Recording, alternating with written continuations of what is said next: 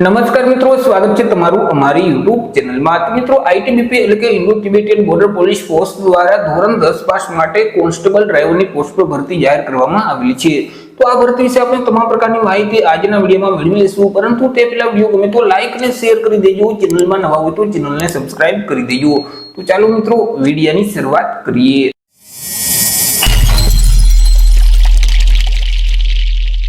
તો મિત્રો, આજે ભરતીનું નોટિફિકેશન છે તે આઈટીબીપી એટલે કે Indo Tibetan border police force દ્વારા જાહેર કરવામાં આવેલું છે। આઈટીબીપી તરફથી પુરુષ ઉમેદવારો માટે કોન્સ્ટેબલ ડ્રાઈવરની પોસ્ટ પર ભરતી જાહેર કરવામાં આવેલી છે। તો સૌથી પહેલા આપણે ચર્ચા કરી લઈશું કંઈક અગત્યની તારીખ વિશે। હવે મિત્રો, આ જે ભરતી છે તેમાં જો તમારે અરજી કરવી હોય તો ઓનલાઈન અરજી ફોર્મ ભરવાનું રહેશે। ઓનલાઈન અરજી ફોર્મ છે તે 8/10/2024 થી શરૂ કરવામાં આવશે। 8/10/2024 થી લઈને 6/11/2024 સુધીમાં તમારે ઓનલાઈન અરજી કરી દેવાની રહેશે। ઓનલાઈન અરજી ફોર્મ આઈટીબીપી ની જે ઓફિશિયલ વેબસાઇટ છે requirement.itbpolice.nic.in નામની જે વેબસાઇટ છે તે વેબસાઇટ ઉપર જઈ 6/11/2024 સુધીમાં ઓનલાઈન અરજી કરવાની રહેશે। ચર્ચા કરી લઈએ જગ્યા વિશે કે કુલ કેટલી જગ્યા છે, કેટેગરી મુજબ કેટલી જગ્યા રહેશે। તો અહીં મિત્રો કુલ 545 જેટલી જગ્યા છે। આ જે 545 જગ્યા છે તેમાંથી સામાન્ય વર્ગના ઉમેદવાર માટે 209 જગ્યા રહેશે। એસી કેટેગરીના ઉમેદવાર માટે 77 જગ્યા છે। એસટી કેટેગરીના ઉમેદવાર માટે 40 જગ્યા રહેશે। ઓબીસી કેટેગરીના ઉમેદવાર માટે 164 જેટલી જગ્યા છે, જ્યારે ઈડબ્લ્યુએસ કેટેગરીના ઉમેદવાર માટે 55 જેટલી જગ્યા છે। આવી રીતે આઈટીબીપી તરફથી કોન્સ્ટેબલ ડ્રાઈવરની પોસ્ટ પર કુલ 545 જેટલી જગ્યા પર ભરતી જાહેર કરવામાં આવેલી છે। ચર્ચા કરી લઈએ પે સ્કેલ એટલે કે પગાર ધોરણ વિશે। ઉમેદવારને કયા પગાર ધોરણ મુજબ પગાર આપવામાં આવશે? તો અહીં ઉમેદવારને પે મેટ્રિક લેવલ 3 મુજબ પગાર મળવા પાત્ર થશે, એટલે કે ₹21,700 થી લઈને 69,100 નું જે પગાર ધોરણ છે તે મુજબ ઉમેદવારને પગાર આપવામાં આવશે।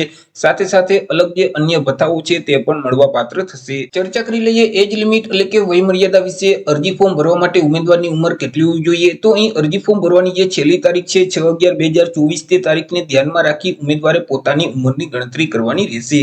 6/11/2024 ના રોજ ઉમેદવારની જે ઉંમર છે તે ઓછામાં ઓછી 21 વર્ષ અને વધુમાં વધુ 27 વર્ષની હોવી જોઈએ। પરંતુ અહીં જે અનામત વર્ગના ઉમેદવાર છે તેઓને સરકારશ્રીના ધારાધોરણો મુજબ ઉંમરમાં છૂટછાટ મળવાપાત્ર થશે। જેમ કે એસી અને એસટી કેટેગરીના જે ઉમેદવાર છે તેઓને 5 વર્ષની છૂટછાટ આપવામાં આવશે। ઓબીસી કેટેગરીના જે ઉમેદવાર છે તેઓને 3 વર્ષની છૂટછાટ મળવાપાત્ર થશે। માજી સૈનિક છે તો તેઓએ જે સંરક્ષણ સેવા બજાવેલ છે તે ઉપરાંત 3 વર્ષની છૂટછાટ મળવાપાત્ર થશે।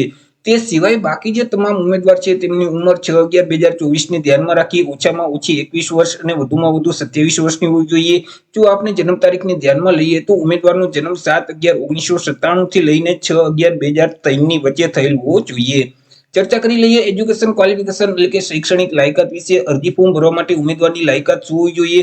તો ઉમેદવારોએ કોઈ પણ સરકાર માન્ય બોર્ડ કે ઇન્સ્ટિટ્યૂટમાંથી મેટ્રિક એટલે કે ધોરણ 10 ની પરીક્ષા પાસ કરેલ હોવી જોઈએ અથવા તો તે સમકક્ષની પરીક્ષા પાસ કરેલ હોવી જોઈએ। સાથે સાથે ઉમેદવાર પાસે valid heavy vehicle driving licence હોવું જોઈએ। જે ઉમેદવારોએ ધોરણ 10 ની પરીક્ષા અથવા તો તે સમકક્ષની પરીક્ષા પાસ કરેલ છે અને તેમની પાસે વેલિડ હેવી ડ્રાઇવિંગ લાયસન્સ છે તો તે ઉમેદવાર આ ભરતીમાં અરજી ફોર્મ ભરી શકશે। ચર્ચા કરી લઈએ એપ્લિકેશન ફી એટલે કે અરજી ફી વિશે। કયા ઉમેદવારોએ કેટલી અરજી ફી ભરવાની રહેશે? તો અહીં તમામ એસી કેટેગરીના જે ઉમેદવાર છે, તમામ એસટી કેટેગરીના જે ઉમેદવાર છે, માજી સૈનિક છે તો તેઓએ અરજી ફી ભરવાની થતી નથી। તે સિવાય બાકી જે તમામ ઉમેદવાર છે એટલે કે સામાન્ય વર્ગના તમામ ઉમેદવાર, ઓબીસી કેટેગરીના અને ઈડબ્લ્યુએસ કેટેગરીના જે તમામ ઉમેદવાર છે તેઓએ અરજી ફી તરીકે ₹100 ભરવાના રહેશે। અરજી ફી છે તે તમારે ઓનલાઈન જ ભરવાની રહેશે। તમે net banking, credit card, debit card કે યુપીઆઈ ના માધ્યમથી અરજી ફી ભરી શકશો। ચર્ચા કરી લઈએ સિલેક્શન પ્રોસેસ વિશે। તો ઉમેદવારનું જે સિલેક્શન છે તે અલગ અલગ સ્પર્ધાત્મક પરીક્ષાના આધારે કરવામાં આવશે, કે જેમાં સૌથી પહેલા તો પીઈટી એટલે કે ફિઝિકલ એફિશિયન્સી ટેસ્ટ લેવામાં આવશે, કે જેમાં ઉમેદવારોએ અલગ અલગ 3 પ્રકારની ટેસ્ટ આપવાની રહેશે। સૌથી પહેલા 1.6 કિલોમીટર એટલે કે 1600 મીટરની દોડ છે તે કરવાની રહેશે અને આ જે 1600 મીટરની દોડ છે તે ઉમેદવારોએ 7 મિનિટ અને 30 સેકન્ડમાં કમ્પ્લીટ કરવાની રહેશે।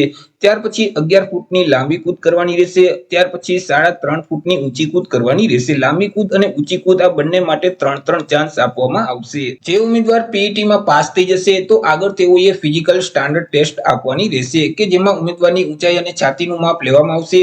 એસટી કેટેગરીના જે તમામ ઉમેદવાર છે તો તેઓની ઊંચાઈ ઓછામાં ઓછી 162.5 સેન્ટીમીટર હોવી જોઈએ। પરંતુ તે સિવાય બાકી જે તમામ ઉમેદવાર છે તો તેઓની ઊંચાઈ ઓછામાં ઓછી 170 સેન્ટીમીટર હોવી જોઈએ. છાતીની વાત કરીએ તો એસટી કેટેગરીના તમામ ઉમેદવારની છાતી છે તે ફુલાવ્યા વગરની 74 સેન્ટીમીટર, જ્યારે ફુલાવેલ છાતી 81 સેન્ટીમીટર હોવી જોઈએ.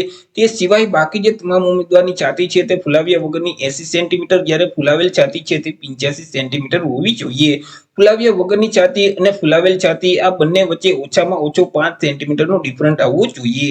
જે ઉમેદવાર પીએસટીમાં પાસ થઈ જશે તો આગળ તેઓએ એક લેખિત પરીક્ષા આપવાની રહેશે. આ જે લેખિત પરીક્ષા છે તે OMR આધારિત અથવા તો CBTના માધ્યમથી લેવામાં આવશે. આ લેખિત પરીક્ષા ઓબ્જેક્ટિવ પ્રકારની રહેશે, એટલે કે તેમાં MCQ પ્રકારના પ્રશ્ન પૂછવામાં આવશે. કુલ 100 MCQ પ્રકારના પ્રશ્ન પૂછવામાં આવશે. એક પ્રશ્નનો 1 માર્ક, એવી રીતે 100 માર્કનું પેપર રહેશે. પેપર લખવા માટે 2 કલાકનો સમયગાળો આપવામાં આવશે. તમને જે ક્વેશ્ચન પેપર આપવામાં આવશે તેમાં જીકે એટલે કે જનરલ નોલેજ સંબંધિત 10 પ્રશ્ન પૂછવામાં આવશે કે જેમના 10 માર્ક રહેશે. જનરલ હિન્દી અથવા તો જનરલ ઇંગ્લિશ સંબંધિત 20 પ્રશ્ન પૂછવામાં આવશે કે જેમના 20 માર્ક રહેશે. ત્યાર પછી ગણિત સંબંધિત 10 પ્રશ્ન પૂછવામાં આવશે કે જેમના પણ 10 માર્ક રહેશે. અને ટ્રેડ રિલેટેડ જે થિયરી ક્વેશ્ચન છે એટલે કે મોટર ટ્રાન્સપોર્ટને લગતા જે પ્રશ્ન છે તેવા 60 પ્રશ્ન પૂછવામાં આવશે કે જેમના 60 માર્ક રહેશે. આવી રીતે કુલ 100 MCQ પ્રકારના પ્રશ્ન પૂછવામાં આવશે. 100 માર્કનું પેપર રહેશે. પેપર લખવા માટે તમને 2 કલાકનો સમયગાળો આપવામાં આવશે. અહીં મિત્રો ધોરણ 10 લેવલના ક્વેશ્ચન છે તે તમને પૂછવામાં આવશે.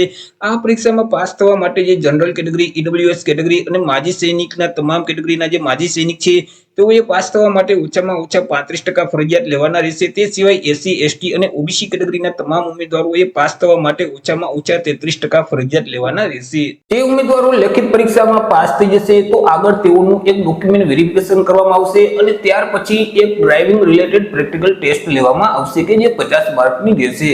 તો આવી રીતે મિત્રો ITBP તરફથી કોન્સ્ટેબલ ડ્રાઈવરની પોસ્ટ પર ભરતી જાહેર કરવામાં આવેલી છે. તો આશા રાખું છું વિડીયો પસંદ પડ્યો હશે. વિડીયો પસંદ પડ્યો તો લાઈક અને શેર કરી દેજો. ચેનલમાં નવા હોય તો ચેનલને સબસ્ક્રાઇબ કરી દેજો. ફરી મળીશું એક નવા ટોપિક સાથે એક નવા વિડીયોમાં. ત્યાં સુધી જય હિન્દ, વંદે માતરમ.